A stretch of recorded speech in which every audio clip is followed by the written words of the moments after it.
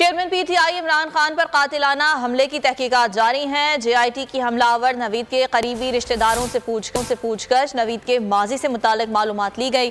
जराये के मुताबिक हिरासत में लिए गए वकास और साजिद भट्ट से भी तफ्तीश की गई। नवीद ने वकास और साजिद से 20,000 रुपए में असलहा खरीदा था। अगर आपको ये वीडियो पसंद आई तो लाइक पर क्लिक करें।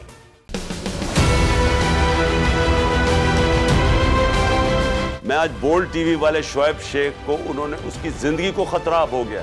पहले उसको था अरशद शरीफ को, आज शोएब शेख का मुझे पैगाम आया है, उसको धमकियां दे रहे हैं कि उसको मारेंगे। इस सिर्फ के बोल्ड टीवी हमें उठा रहा है। बोल्ड ने हमेशा हक और सदाकत का साथ दिया, सच के साथ खड़ा रहा।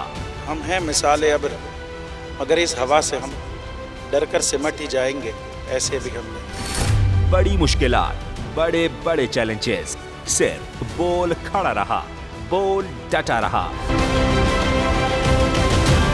बोल को है जरूरत अवाम के दुआओं की। इजहार आसाती के लिए, पाकिस्तान के लिए, पाकिस्तानी अवाम के लिए।